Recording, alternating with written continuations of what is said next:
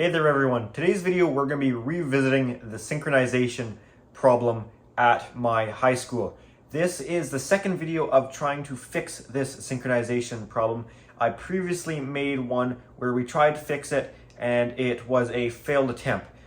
This problem has actually been revisited since that last time, and this is probably actually the fourth or fifth time this has been revisited in general, but this will be my second video on it. So I'll explain the last attempts at fixing it and what we thought we could do and what we ended up doing. First of all, long story short, the system is fully synchronized now and it sounds great. Not only is it louder, but it's also more clear and you can actually talk to each other in the time between code 3 pulses, which isn't really the whole idea of it, but it's so nice having a synchronized system now. Just sounds cleaner, better, overall just way better, not to mention it's legally required. People in the last video said, why spend all this time on it? Who cares? Well, for one, it's illegal to have an unsynchronized system. Not only will an unsynchronized system with strobes on it produce more than 1 hertz or 1 flash per second, which you cannot exceed that 1 flash per second, it will also have the horns themselves being unsynchronized. So the strobes can't flash more than once per second for people that suffer with epilepsy, as well as the horns, that falls into mixed signals, which we are not allowed to have mixed signals. Just like you can't have a bell and a horn on the same system if they're both audible in the same building or same space, you can't have mixed horns. So this is obviously a big problem for both of those reasons. My school actually had almost no audibles working for the last 3 weeks because the last time we attempted to fix this problem, it actually completely crapped out. And out of the school's 12 NACs, we only had 3 operational for the last 3 weeks. This was over summertime though, so it wasn't a concern. But now the system has been fixed. We also worked on something else today. So let me just briefly go over what we did today. So today we fixed the synchronization problem, as well as we tied in the separate fire alarm system for the arc detection in the dust collection system in the wood shop. This is a clip of what happened probably about a month or 2 ago, just before the end of the last school year.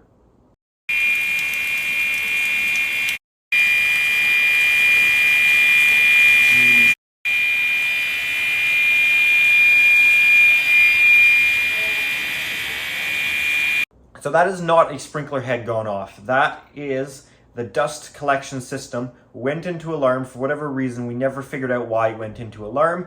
But is what happens is there's a solenoid that opens up, which there's basically a 1-inch pipe going into this duct.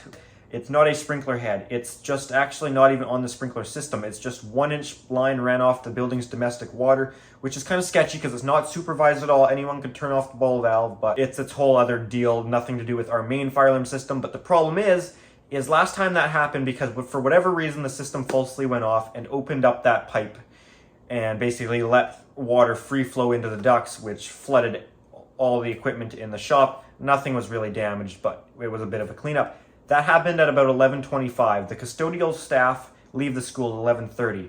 If that had happened 5 minutes later, that would have flowed all night throughout the next day and created a whole lot more of a mess to clean up. So luckily the custodial staff heard that local alarm in the wood shop going off and was able to call the facilities. That's part of the other thing that we did today is we tied the real building fire alarm system into that fire alarm system, where not only if that system goes into trouble, it will set off trouble on the main system, but also tied into alarm. This was kind of partly my idea, as the guys wanted to just tie it in for supervisory because it doesn't need to set the whole building off. It's its own system. It doesn't actually require it. But I said, let's be honest here. If something happens in the night and a supervisory comes onto the fire alarm system, does anyone actually give a crap? We decided to put on alarm because this was my thinking. If a supervisory goes off in the middle of the night, no one's going to respond. People ignore supervisories. It doesn't call the fire department. There's a million things in that building that would cause supervisory. There's so many supervisories in that building. They just get ignored. Obviously, if it's during the daytime and people are occupying the building, yeah, someone will notice and call it in. But at night, no one's getting a call out for a supervisory. I'm just being honest here. It needs to cause a full alarm for actually action to be taken and fire department to come see the problem and electrical department to also head to the scene to see what needs to be done. So we had a 5 conductor wire ran between the main fire alarm system and that wood shop, and today it was tied into this separate spark detection, dust extraction system, fire alarm system, and tied into a dual monitor module that we mounted inside my school's 640 to monitor that separate system for trouble and alarm. So that was one of the two things today. We also installed an entire NAC booster panel at the building to supply power to the NACs. Okay, let's get into the synchronization now. This has certainly not been an easy solution and has probably been visited 4 or 5 times by about probably 3 different fire alarm technicians. And they tried so many different things. The first solution was just checking the programming and everything was right and checking what was physically there, and it should have synchronized. At least that was the thought. And now I can't exactly remember each time, but then another time it was blamed on this power supply, which this is a notifier APS-6R.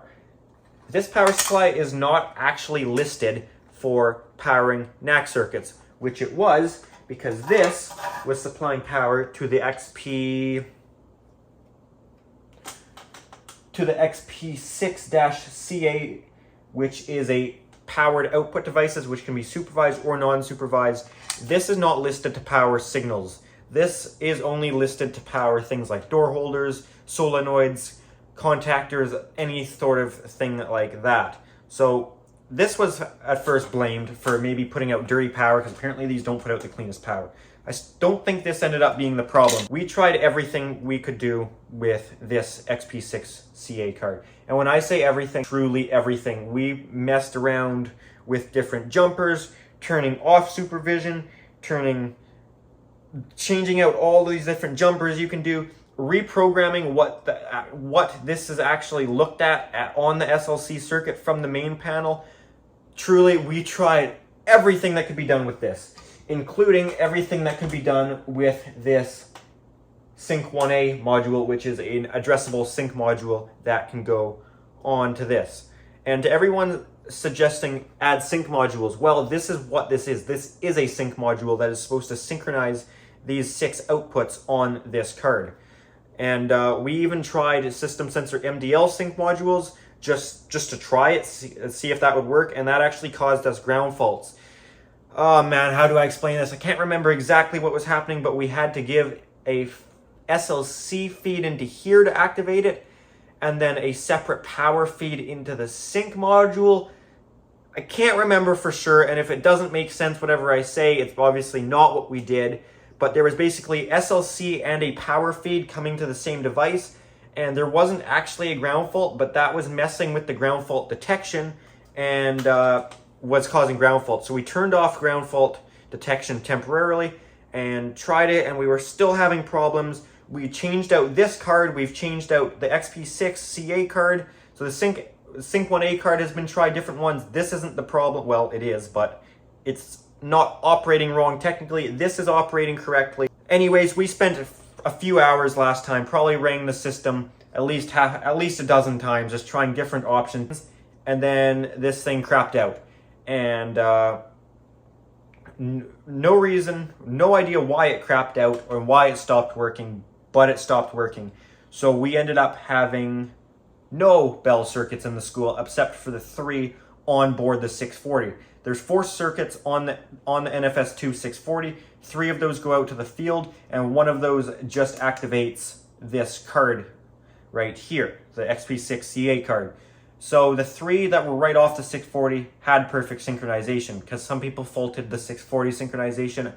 Trust me, we checked every little bit of logic there is for programming. Everything was correct, and physically this was correct. And the technician that was out with us today and the last time that wasn't on video, he was actually the one that originally worked on my school. He was there for the verification, and he said it worked flawlessly. The system was synced fine. So at some point from when he was there to current time, well, actually more about 3 years ago when I first started noticing the synchronization wasn't there, it stopped working. We don't know why it stopped working. We have no idea. We also don't know why this stopped working altogether, because last time when we were trying to get the synchronization working, this stopped working altogether and we had no sound, synchronized or not. So that's when we had to make an order to order in a power supply panel.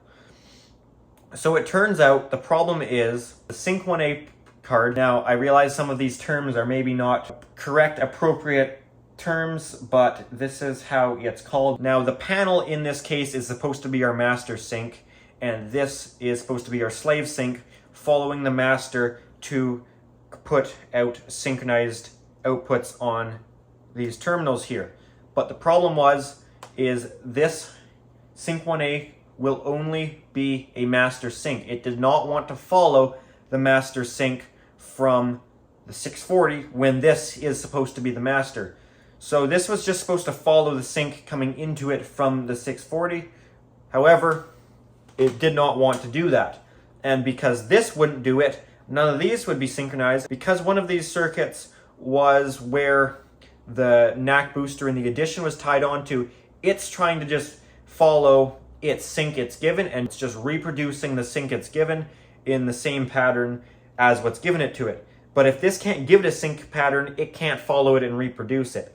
So basically, this is the whole problem, is this sync 1A card will not follow a sync input into it, which is what we wanted. We wanted this to follow the 640's sync output and then produce it on this, and then this would make its way out to the NAC booster, and then that would synchronize its outputs from there. So because we lost this, we also lost our NAC booster, so we ended up losing 9 of the school's NAC circuits, and we just had the 3 off the 640. With all that said, let's take a look at what the synchronization sounded like before we got it fixed.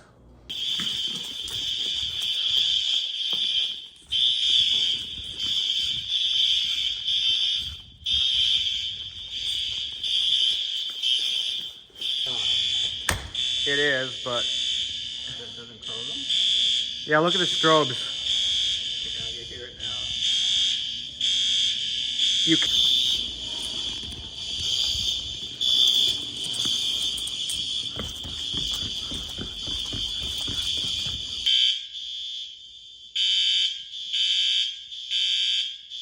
All right, so you can see from those clips, I know they were short, but you could see the synchronization was not too good.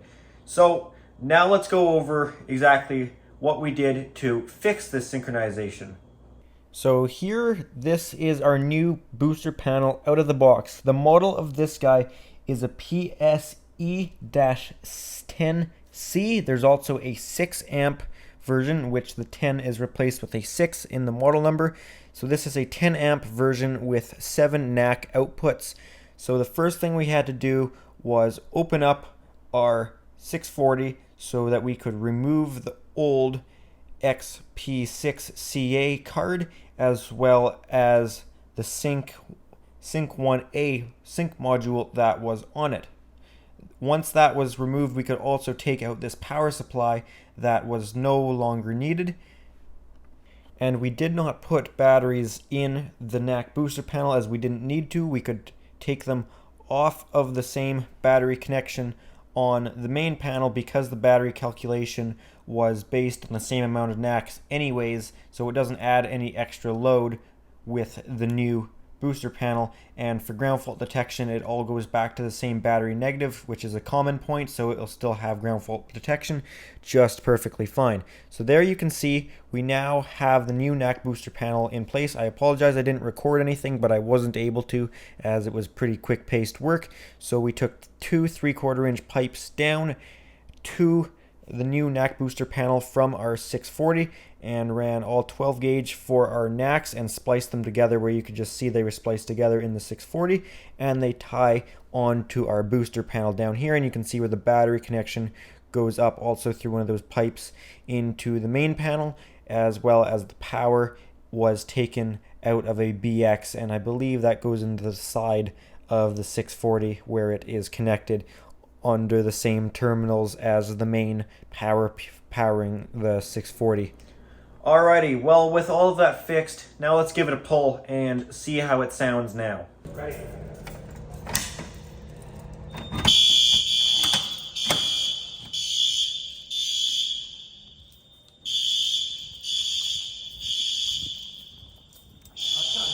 It does. Like instantly too. Yeah.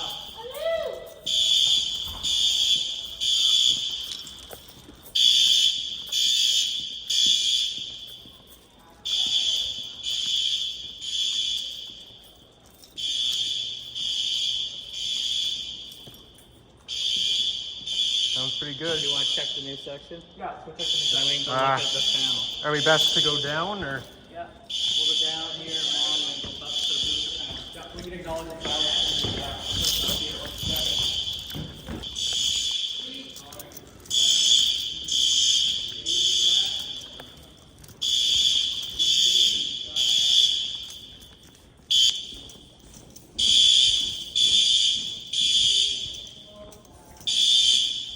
I told you about that thing where we had the one doing continuous in the gym, right? I think so, yeah. But it fixed itself. This has got to be the edition. Yeah, 100% it is here. We're synchronized. I'm happy. We'll go back through here. Just look at it run for a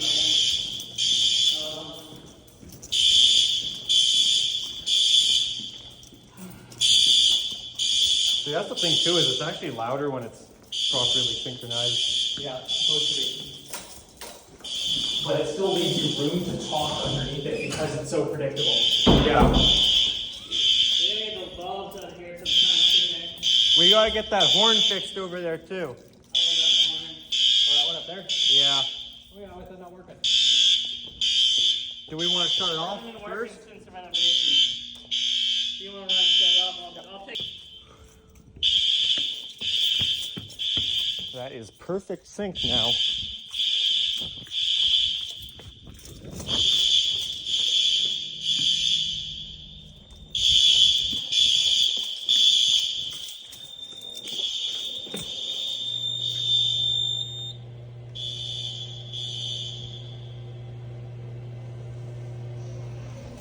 Did I reset that pull?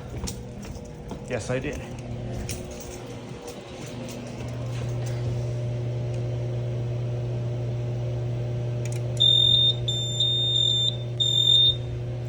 We just put the woodshop panel into trouble by disabling the battery. Now I'm going to short it out to make sure it puts the main fire alarm system into alarm. Because this panel wasn't monitored before for anything. I'm going to put the battery back on here.